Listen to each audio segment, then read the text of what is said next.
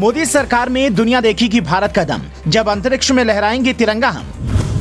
Space कारोबार में दिखेगी भारत की धाक, पाकिस्तान सिर्फ देखेंगे इसका ख्वाब। भारत में तेजी से बूम कर रहा स्पेस सेक्टर, क्या क्लोज होगा रूस चीन का चैप्टर। इसरो ने लगाई लंबी छलांग, नहीं कोई पिक कर पाएगा इसकी अगली उड़ान।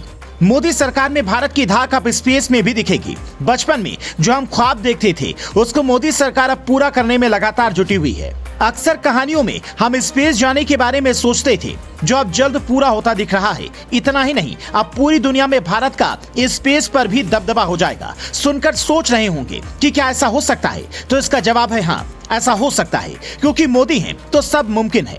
दरअसल दुनिया में स्पेस कारोबार में लगातार तेजी से बढ़ोतरी हो रही है। इस मार्केट में अभी तक चीन और रूस का दबदबा था, लेकिन हाल ही में कुछ ऐसे घटनाक्रम हुए जिनके बाद चीन और रूस की अलग थलग पड़ने से भारत के लिए इस कारोबार में अपनी धाक जमाने का मौका है। दरअसल चीन का अमेरिका के साथ तनाव और यूक्रेन युद्ध की वजह से रूस कमजोर हुआ। ये कारोबार भविष्य की संभावनाओं और अपने आकार के चलते भारत को सुपर पावर बनाने में मददगार हो सकता है।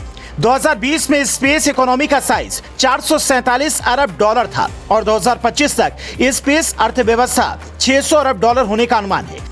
ऐसे में भारत तेजी से इस सेक्टर में अपनी मौजूदगी बढ़ा रहा है। इस रेस में एलन मस्क की कंपनी स्पेस एक्स एक बड़ा नाम है, जिससे मुकाबला करने का दम इसरो की commercial company new space India limited ने दिखाया है। इस कंपनी ने हाल ही में ब्रिटेन की कंपनी वन वेब लिमिटेड के 3 सैटेलाइट लॉन्च किए।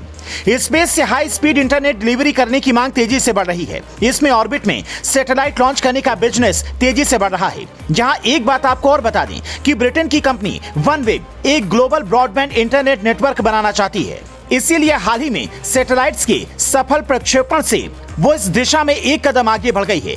लेकिन इसने स्पेस बिजनेस में भारत की महत्वाकांक्षा का भी संकेत दिया है। दरअसल भारत के पास बेहतरीन मौका, भारत के लिए ये मौका इसलिए भी बेहतरीन है कि स्पेस एजेंसी एरियन स्पेस को अपने नए रॉकेट तैयार करने में मुश्किल का सामना करना पड़ रहा है। दूसरी तरफ ब्रिटेन के अरबपति रिचर्ड ब्रैंसन की company virgin orbit holdings limited ने अपना ऑपरेशन अनिश्चित काल के लिए बंद कर दिया है।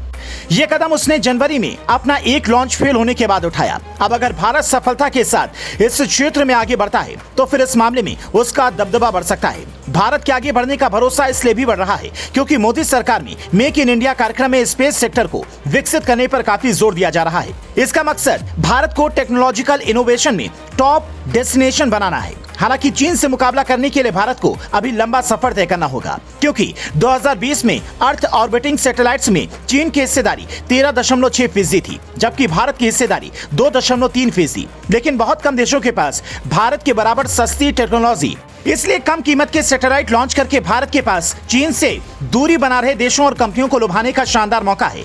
आप इस बारे में क्या सोचते हैं? कमेंट्स करके हमें जरूर बताएं और वीडियो को लाइक और शेयर करना ना भूलें। ऐसे ही और वीडियो देखने के लिए चैनल को सब्सक्राइब जरूर करें।